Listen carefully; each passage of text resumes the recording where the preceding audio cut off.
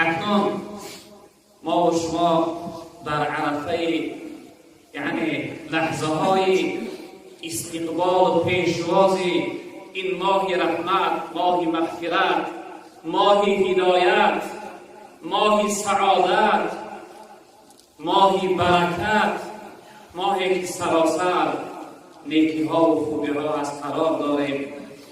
از خداوند امید داریم پروردگار ما را به این ماه نور برساند و خداوند از لحظه های نورانی، از لحظه های طلایی این ماه استفاده بردن برای ما نصیب بگرداند. وقتی که این لحظه ها می رسید، یعنی آخرین روزهای ماه شعبان، پیغمبر بزرگوار صلی الله علیه و سلم می گفتند که مرحبا بالمطهر، مرحبا، یعنی مرحبا، خوش آمد.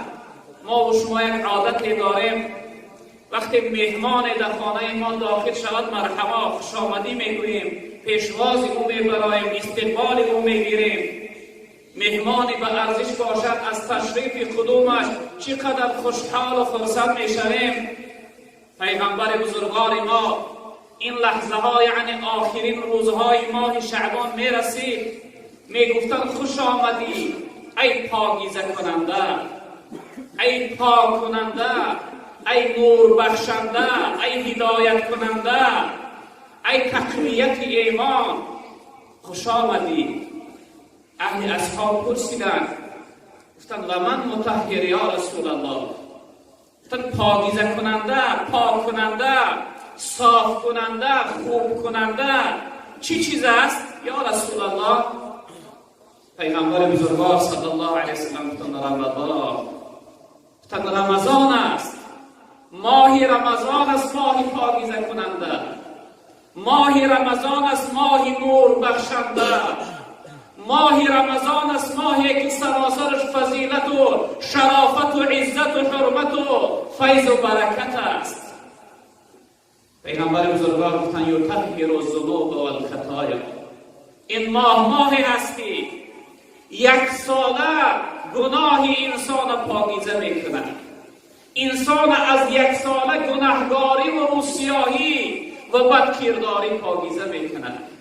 این ماه رمضان است. الحمدلله ما و شما در این لحظه ها قرار داریم. شخصیتی که عاشق عبادت است چقدر مشتاقانه، بی‌صبرانه انتظار است که این دو روز شنو میگذشته باشد.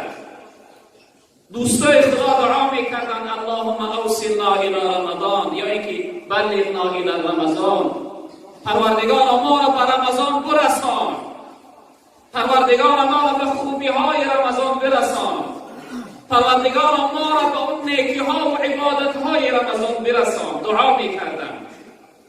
اما شخصیت هایی که ضعیف الایمان هستند، شخصیت هایی که عبادت برای اونها دشوار و سخت است، بسیار ناراحت شده‌اند، بسیار غمگین شده‌اند، بسیار خجالتمند شده‌اند که در این ماه پیشوا و استاد اونها که شیطان علیه لعنه است زنجیربند و محکم است.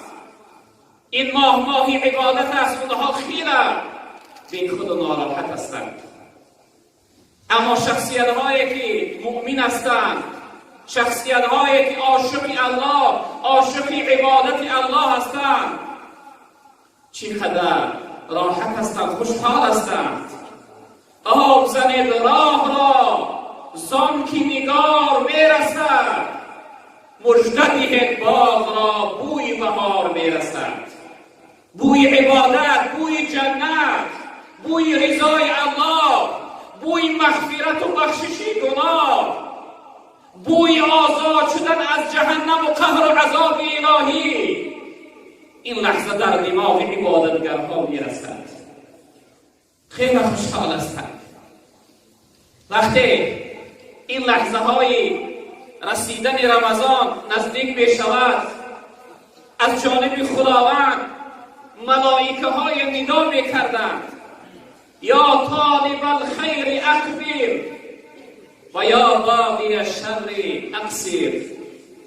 ای شخصیتی که خوبی میخواهی، عبادت میخواهی، فضیلت میخواهی، سعادت میخواهی، بخششی گناه میخواهی، جنت میخواهی، رضای الله میخواهی، نجات از رنج و مشقت دنیا و آخرت میخواهی، قبول کن، پیشواز بگیر، استغفار برا که ماهی خوبی ها، ماهی نیکی ها، ماهی بخشش و هدایت برای شما میرسید. و شخصیتی که در راه گناه هستی، در راه معصیت هستی، در راه نافرمانبرداری هستی، گناه ترک کن، از راه گناه باز ایست، چون که راه گناه آخرش جهنم و دوزخ است. درهای دوزخ محکم هستند در این ماه. اون راهی که رفته ساده‌ای به مقصد نمیرسی، اون راه معصیت و گناه آخرش دوزخ است. با پسی در میروی اما درش محکم است. در این ماه داخل شده نمیتوانی. وقتی که پیغمبر بزرگوار گفتند وقتی یکمین بیگه رمضان میرسد خداوند تمام درهای جنت کشاده میگرداند و تمام درهای دوزخ محکم میکند و شیطانها را زنجیربند میگرداند. شیطانها را میگوید در این ماه وسواس و فریب و ضرر دادن شما برای بنده های من معنی حرام است، حق نداره. ماهی ماتم و مصیبت شیطان میرسد. والله قسم در این ماه قامت شیطان میشکند، چون که شیطان دوام 1 سال بنده های خدا را از خدا دور گردانده بود، بنده های خدا را به خدا قهری انداخته بود، بنده های خدا را یعنی به سوی جهنم و دوزخ و در آمدن دوزخ کشانده بود. اما در این ماه به سبب عبادت و بندگی این ماه دوباره خداوند اون بنده ها را مغفرت و یعنی گناهاشون میبخشد. این ماه نور است برادران عزیز و بزرگوار. خیلی باید شاد باشیم. عزیزای خدا میفرمایند خوشحال بودن، شاد بودن برای رسیدن رمضان این نشانه کمال ایمان است. مؤمن کامل، مؤمن حقیقی چقدر خوشحال و فرصت می شود که ماه نور، ماه عبادت و بندگی می رسد. اما انسانی که ایمان ضعیف دارد، ایمان بی‌قدر و بی‌ارزش دارد، ایمانش ایمان حقیقی نیست، او شخصیت بسیار ناراحت می شود، بسیار غمگین می شود. حضرت سلمان فارس رضی الله تعالی عنه می فرمایند که وقتی آخرین روزهای شعبان بود، پیغمبر بزرگوار برای ما خطبه می خواند. شاید مثل این لحظه ما بر این خطبه جمعه بود. پیغمبر بزرگوار به سوی ما گفت ایها الناس، ای مردم، ای مؤمنها و مسلمانها، قد اظلکم شهر عظیم مبارک. به تحقیق تشریف آورد، سایه افکن، رسید برای شما ماهی بزرگ، ماهی مبارک. در اصل ماه رمضان ماهی بزرگ است. از بزرگی این ماه یک چیزی برای شما برادران عزیز مثال میارم. در اصل بزرگی این ماه با اون حدی هست که شخصیت هایی که 1 سال نماز نمیخواندن در این ماه نمازی میشوند. این بزرگی این ماه هست که انسانی که 1 ماه سر او سجده الهی را ندیده بود، در این ماه خجالتمند، شرمالود غسل میکنه، طهارت میکنه، لباسهاش نمازی میکنه، و سوی مسجد میآید. سبحان الله. در این ماه میدانه که این ماه باید استفاده ببرد. ماهی بزرگی هست. شخصیتی که نماز میخواند اما 1 سال مسجد نآمده بود، در این ماه مسجدی میشود، نماز تراویح میآید. شخصیتی که یک سال نماز شب نخوانده بود در این ماه نماز شب خوان می شود. اینها از بزرگی این ماه هستند برادران عزیز. ماهی مبارک است، پر برکت است، ماهی محبت است، ماهی وصال است. هر شب با دوستهای خود یعنی که ملاقات میکنی و آخوری میکنی. خیلی ماهی بزرگ است. عزیزای خدا میگویند ماهی رمضان در بین 11 ماه دیگر مثل حضرت یوسف در بین 11 برادرش است.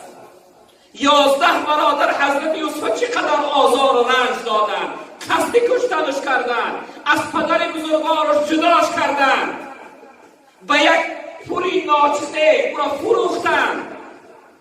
اما وقتی که بعد از گذشتن مدت به حضرت یوسف ملاقات کردند، گفتند به ما چی میکنی؟ آیا چقدر عذاب و جزای سخت برای ما در برابر این خیانت میدهی؟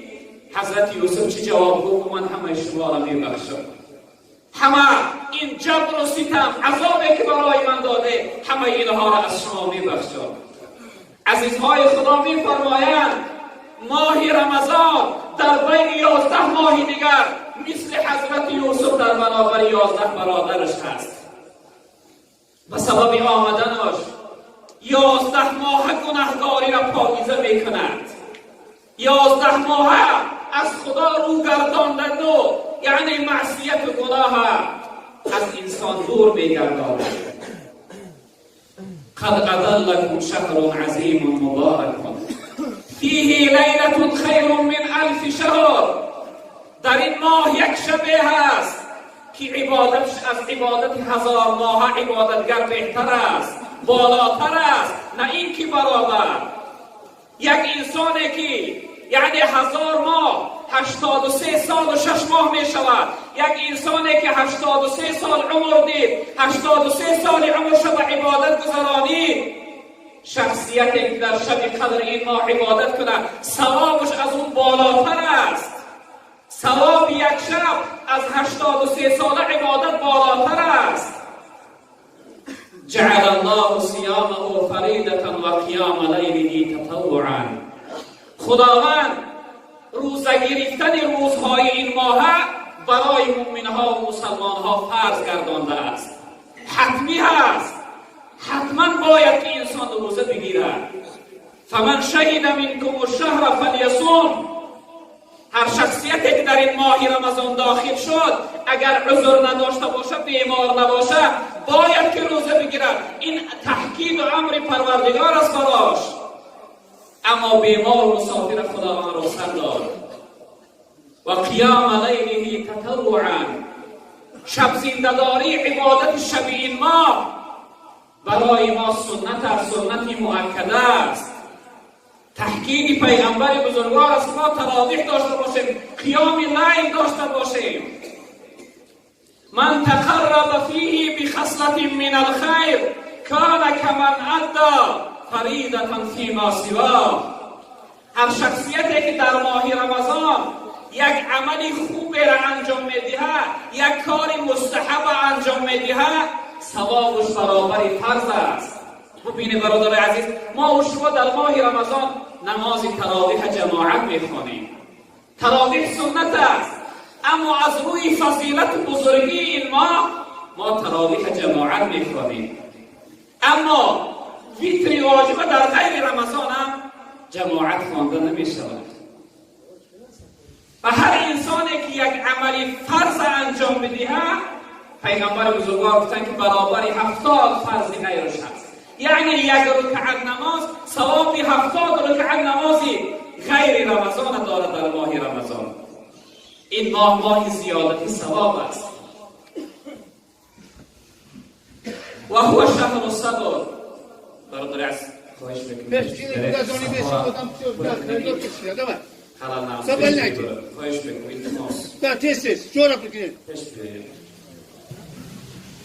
این ماه رمضان برادران عزیز بزرگوار ماه صبر است.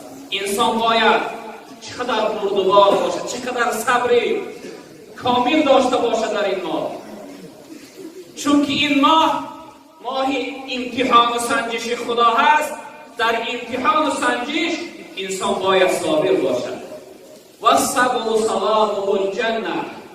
جناب پیغمبر گفتند ثواب صبر این جنت است. انسان در برابر صبر کردن، عبادت و بندگی کردن در این ماه، خداوند جنت نصیبش می‌گرداند. حتی در روایت پیغمبر بزرگوار گفتند اذا صاب احدكم او جهل فليقل اني صائم اني صائم. وقتی شخصیت با شما جنجال کرد در این ماه، یا اینکه شما را دشنام داد، به سوی او بگویه که من روزدار هستم، من روزدار هستم. یعنی که جواب نگردانی. با چه خاطر؟ شارح حدیث میگه با چه خاطر پیغمبر بزرگوار که دو بار بگویه که من روزدار هستم، من روزدار هستم. یک بار خود یعنی شخصیت خود آگاه کن، ای شخصیت روزدار هستی، مبادا جوابی دهنه نگردانی. دویم بار انسانی که تو را دشنام میدهه، انسانی که به تو جنجال میکنه، او را آگاه کن که من روزدار هستم.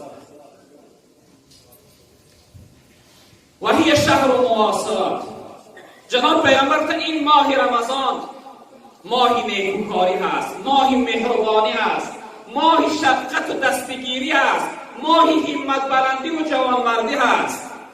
در این ماه باید دارنده های بزرگوار ما، انسان هایی که خداوند برای اونها دارندگی داده است، اونها یعنی همتشون چقدر بلند کنند.